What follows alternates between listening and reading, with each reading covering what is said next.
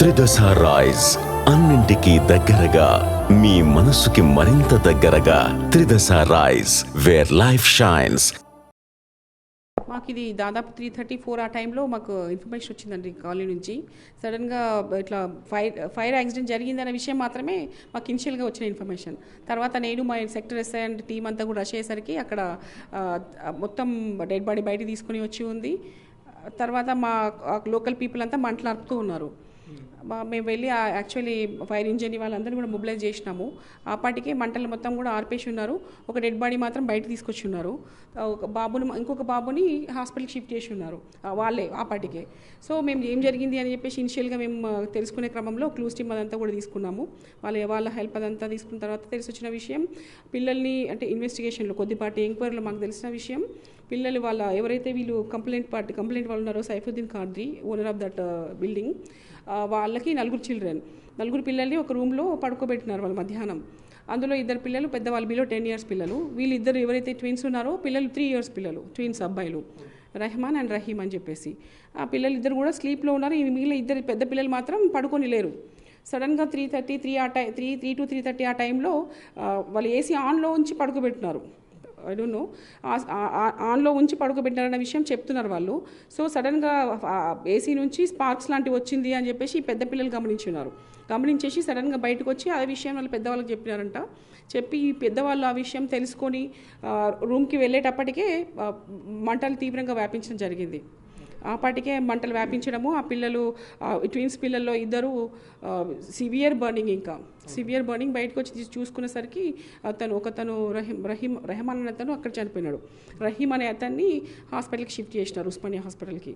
అప్పటికి ఉస్మానియా హాస్పిటల్ తీసుకెళ్ళేటప్పటికి కూడా చాలా సివియర్ బర్న్స్ ఉన్నాయని చెప్పేసి డాక్టర్ కూడా చెప్పినారు. ఛాన్సెస్ చూస్తామంటట్టుగా చెప్పినారు. ఫర్దర్గా మేము అక్కడికి వెళ్ళి ఎంక్వైరీ చేసుకొని కంప్లైంట్ తీసుకొని ఉస్మానియాకి పంపించిన తర్వాత డెడ్ బాడీకి ఇంక్వెస్ట్ పోస్ట్ మార్టం అంతా కూడా కంప్లీట్ చేసినాము.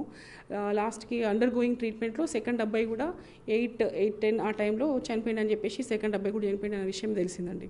అంటే నార్మల్గా మేము ప్రాథమికంగా ఏసీ పేలడం వల్లనే చనిపోయారు అంటున్నారు. అంటే దానికి కారణం ఏదైనా షార్ట్ సర్క్యూటా లేకుంటే ఆ ఏసీ ప్రాబ్లం ఏమైనా ఉందా? అది ఇనిషియల్గా వెంటనే మేము చెప్పలేము, ఆ విషయంలో ఏం చెప్పలేము. క్లూస్ టీము, ఎఫ్ఎస్ఎలు, ఎలక్ట్రిసిటీ నుంచి ఇన్ఫర్మేషన్ అదంతా తీసుకున్న తర్వాతనే ఫైనల్గా ఒక ఒపీనియన్ ఇవ్వగలం.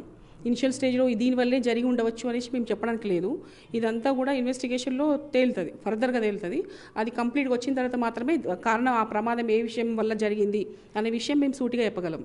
మ్యామ్, ప్రమాదం జరిగినప్పుడు ఆ రూమ్లో 4 పిల్లలు ఉన్నారు, తల్లిదండ్రులు లేరు అని చెప్తున్నారు. ఆ టైంకి తల్లిదండ్రులు అంటే ఆ రూమ్లో లేరా, మొత్తానికి ఇంట్లో లేరా, అసలు ఎక్కడున్నారు వాళ్ళు స్టార్టింగ్గా ఎక్కడున్నారన్న విషయం వాళ్ళు మొత్తం సాడ్ మూడ్లో ఉన్నారండి. డీటెయిల్డ్గా చెప్పలేకపోతున్నారు వాళ్ళు కూడా. బట్ మాకు తెలిసిన ఇన్ఫర్మేషన్ ప్రకారం చూస్తే వాళ్ళు అడ్జసెంట్ పక్కకున్నారు. చాలా పెద్ద బిల్డింగ్ ఉంది, అది చాలా రూమ్స్ ఉన్నాయి ఆ ఇంట్లో.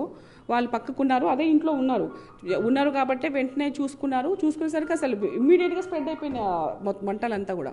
మొత్తం ఆ రూమ్లో వుడెన్ ఫర్నిచర్ ఉంది, వెంటనే వ్యాపించడానికి ఛాన్సెస్ ఉంది. వెంటిలేషన్ తక్కువ ఉంది, అసలు వెంటిలేషనే లేదు, బయట నుంచి వెంటిలేషన్ ఛాన్సే లేదు. చిన్న రూమ్ ఉంది, అది పోయేసరికి మొత్తం డ్యామేజ్ అయిపోయింది రూమ్ అంతా. అంటే ఇది చనిపోయిన 2 పిల్లలు కాకుండా మరో 2 పిల్లలు కూడా ఉన్నారని చెప్తున్నారు. మరి వాళ్ళకి ఏమైనా గాయాలయ్యా లేకుంటే వాళ్ళు ముందే అలర్ట్ అయిపోయి బయటకు వచ్చేసారా? వాళ్ళు కొంచెం పెద్ద పిల్లలు, బిలో 10 years, ఒక అబ్బాయి 8 years ఉంటారు, ఒక పాప 6 years ఉంటుంది.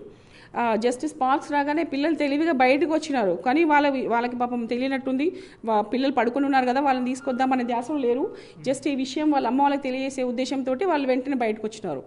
కానీ ఆ పాటికే బ్లాస్ట్ జరిగిపోవడము, డ్యామేజ్ జరిగిపోవడము, పిల్లలకు ఆ విధంగా ఇబ్బంది కలగడం అంతా జరిగిపోయిందండి. మ్యామ్, ఇలాంటి ఘటనలు మనం సిటీలో వరుసగా చూస్తున్నాం. ఈ ఏసీ పేలి చనిపోవడం ఇలాంటివి ఎక్కువగా చూస్తున్నాం. ఇప్పుడు మీరు చెప్పినట్టు ఈ కేసులో కూడా వెంటిలేషన్ తక్కువగా ఉంది అని చెప్తున్నారు. ఇంకా ఏం కారణాలు అయి ఉండొచ్చు మ్యామ్? ఎందుకు ఇలాంటివి ఏసీ పేలి చనిపోవడాలు ఎందుకు వరుసగా జరుగుతున్నాయి? ఇనిషియల్గా చెప్పదలుచుకుంటే ఏసీకి సంబంధించి సరైన సర్వీసింగ్ ఇన్ టైంలో వేయించకపోవడం అయి ఉండొచ్చు. సరైన వెంటిలేషన్ బయట నుంచి కంప్రెసర్కి సంబంధించి సరైన గాలి అలాంటిది రాకుండా ఉండకపోవడం వల్ల రావచ్చు. మెయింటెనెన్స్ సరిగా లేకపోవడం వల్ల రావచ్చు.